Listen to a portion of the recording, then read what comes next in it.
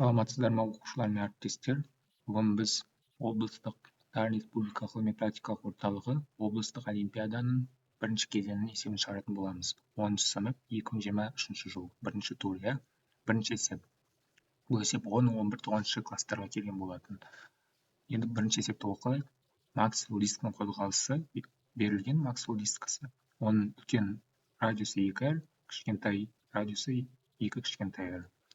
Енді бұл жерде осы Максвелл дискісі қозғалады астқа қарай А үдеуімен. Сол үдеуді табуымыз керек. Енді осы Максвелл дискіне әсер ететін күштерді салайық. Бізде үстіге бірінші жіптен бірінші Т, екінші жіпке екінші Т әсер етеді. Екеуі бірдей Т. Онда общий үстіге әсер ететін күш бізде 2 Т болады, 2 Т-лар қосылады. Астыға бізге ауырлық күші әсер етеді. М, үлкен М, плюс кішкентай М, G. Яғни бұл бізде система астыға қарай үдеумен қозғалады. Оны үдеуін салайық. Үлкен М плюс кішкентай М көбейтілген А үдеуі. Бүкіл күштерді салып болдық, Енді біз Ньютонның бірінші заңын жазайық, Ньютонның екінші заңын жазайық, Ол бізде не дейді Ньютонның екінші заңы? Денеге әсер ететін күштер бізге оның массасы мен үдеуінің көбейтіндісіне тең, Енді осыны жазайық. Бізде біріншіден Максвелл дискіне астына mg әсер етеді. Жазайық. m плюс кішкентай m g үстіге 2t азайту болады, минус 2t тең болады үлкен m плюс кішкентай m а. Ньютон заңын жаздық, Енді бізде бұл жерде екі қозғалыс болып жатыр. Біріншісі қандай? Ілгермелі, екіншісі айналмалы қозғалыс. Айналмалы қозғалыс үшін біз айналма қозғалыс динамикасының теңдеуін жазамыз, Ол бізде не дейді? Ода бізде бүкіл денеге әсер ететін моменттер, инерция моменті, бүкіл денеге әсер ететін көбейтілген обычный үдеудің орнына бұрыштық үдеу, тең болады бізде моментке. Онда инерция моменті көбейтілген бұрыштық үдеу тең болады моментке. Енді осыны денеге әсер ететін момент пен инерция моменттерін анықтайық, бірінші дене момент инерциясы болады I1 плюс екінші дененің момент инерциясы I2, Сосын бұрыштық үдеу болады. Бұрыштық үдеуді саламын, эпсилон. Тең болады. Енді мына моментті анықтайтын болсақ, бізде мына кішкентай радиусқа байланған екі жіп екі момент әсер еткіздіреді. Сонда бізде 2T болады, яғни оның радиусы R. Мына екі жіп екі моментпен айналдырады. Бізде моменттің формуласы F көбейтілген D, I-ның орнында бізде R тұр, яғни 2T тұр, екі жіп болғандықтан. Енді әр момент инерцияны ашайық. I1 бірінші дене момент инерциясы m r квадрат бөлінген 2, екінші дене момент инерциясы m кішкентай r кішкентай квадрат бөлінген 2. Енді әрі қарай не істейміз? Әрі қарай бізде мына теңдеу жазуымызға болады. Бізде v сызықты жылдамдық пен бұрыштық жылдамдықты байланыстыратын теңдеу бар, v тең омега r. Енді бұны біз әрі қарай уақытқа бөлетін болсақ, бізде v сызықты жылдамдығымыз кәдімгі үдеуге айналып кетеді, а бұрыштық жылдамдығымыз эпсилон бұрыштық үдеуге айналып кетеді. Бәріміз қалады. Енді мына жерде біз эпсилонның орнына а бөлінген r деген затты алайық, эпсилон тең а бөлінген r. Енді осыны мына жерге қоятын боламыз. Онда біз жаңа теңдеу аламыз. Оны толық ашып жазайын. m үлкен r квадрат бөлінген 2 плюс m кішкентай r квадрат бөлінген 2 эпсилонның орнына а бөлінген r тең 2 t r болады сонда, Енді мына t-ны біз оң жаққа жібереміз, момент инерциясын бөліп жібереміз. Сосын аларды теңестіріп шығарамыз. Қазір бірінші теңдеуден біз үдеуді тауып алайық. Бірінші теңдеуден біз 2 t-ны тауып алайық, екінші теңдеуден де 2 t-ны тауып алайық. Ең бірінші теңдеуді алып тұрмын, ең бірінші теңдеу. Содан мен 2 t-ны тапқым келіп тұр. Осы 2 t-ны оң жаққа жіберемін, ускорениені үдеуді сол жаққа жіберемін.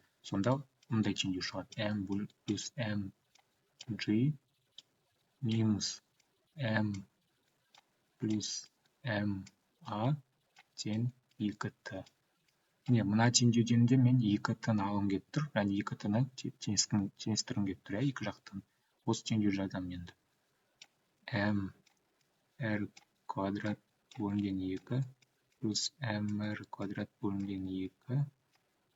2t-ны шығарым керек, r-ді астыға жіберемін, сонда a бөлінген r квадрат тең 2t болады. Енді оң жақтан да 2 бірдей зат шығып тұр, иә? 2t. Енді осы теңдеу теңестіремін да, үдеуін табамын. Теңестірек теңдеулерді. m плюс m бөлінген g. Мынаны жазып қоям. m плюс m a тең болады. Енді теңестірем. m r квадрат бөлінген 2 плюс m кішкентай r квадрат бөлінген 2 a бөлінген r квадрат. Міне, 2t-лар теңестірдік оң жақтағы, енді үдеуді табамын. Ол үшін істеймін. Үдеуі бар заттарды бір жаққа жинаймын, иә? Сонда мен мынаны оң жаққа әкелуім керек. Сол кезде енді теңдеу жазамыз. Сол жақты қалдырамын. m плюс m g. Оң жақты ұзақ жазамын. Үдеулерін сразу шығарып жазайын, иә? A-ны сақшаның сыртына шығарайын. Сонда бізде міне мынауымыз қалады. m плюс m сосын мына жақшаның ішіндегі r квадраты бар заты қалады. Сонда плюс екеуін көбейтіп жіберейін, иә? m r квадрат бөлінген 2 r квадрат плюс r-лар қысқарып кетеді.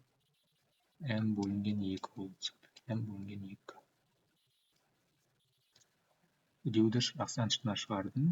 Сонда менде мындай заты қалады. Енді үдеуді табуым керек. Үдеуді табайын қазір.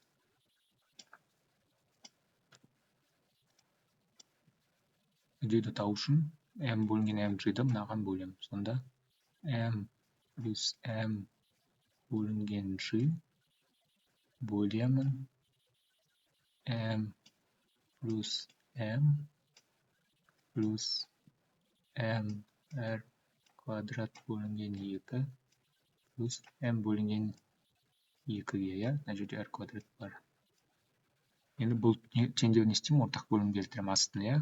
2r квадраттан беруім керек. Мына жерге 2r квадрат берем. Мына жерге 2r квадрат берем. Мына жерге r квадрат берем. Енді бұны ары қарай шығарамыз.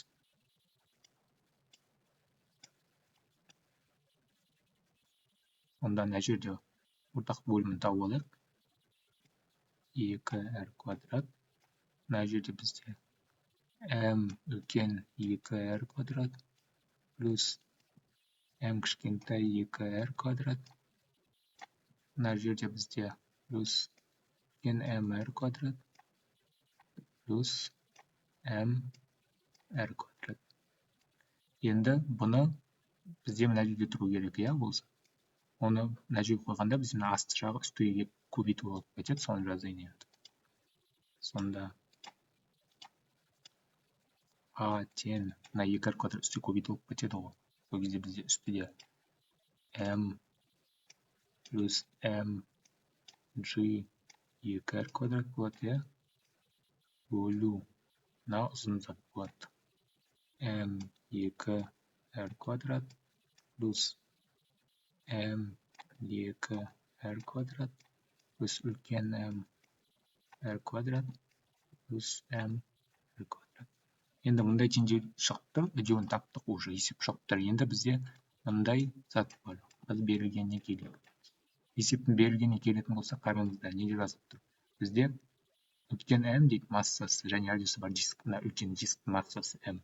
Мына кішкентай бөлікше орнатылған дейді. Оның массасы m дейді, кішкентай. Ол бізде үлкен m-нан гораздо меньше дейді. Өте кішкентай дейді. Онда біз мына кішкентай m-ді алып тастап қысқартып жіберуімізге болады, соңғы теңдеуде. Біз ең алдымен соңғы теңдеуді тауып алу керек, одан кейін қысқартуға болады. Енді сол жерді қысқартайық. Қай жерде бар бізге? 2t m тұр, оны қысқартуымызға болады. Тағы жерде 2t m бар. m 2r квадрат. Мына жерді қысқарады. Мына жердегі m-ді қысқартып жіберуімізге болады. Сосын мынау, яғни мына жердегі m-дерді қысқартайық. Енді ары қарай үдеуді табайық. бізде үлкен м g 2r квадрат болады. Астында m 2r квадрат плюс үлкен м r квадрат плюс м кішкентай r квадрат. Мыналар қысқарды бізде r квадраттарға.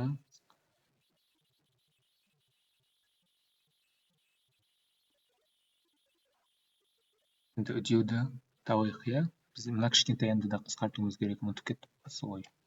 Мына кішкентай m қысқарады. Мына бізде жаңа не орындалып тұр ғой теңдеу. Үлкен м кішкентай m-нен үлкен, мына кішкентай m-ні қысқартамыз. Сол кезде бізде мына кішкентай m қысқарып кетті, үлкен m-ді қысқартамыз, иә? Енді бізде үдеу шығып тұр. Үдеуіміз g 2r квадрат болады, үстіде астыда 2 кішкентай r квадрат плюс үлкен r квадрат. Мен біздің ответ шықты. Ең соңғы жауабы. Енді басқа да есептердің жауаптарын қарағыңыз келсе, мен каналыма тіркеліп, подписаться етіп қойыңыздар. Келесі 10 сыныптың екінші турының есебін шығаратын боламын. Сау болыңыздар.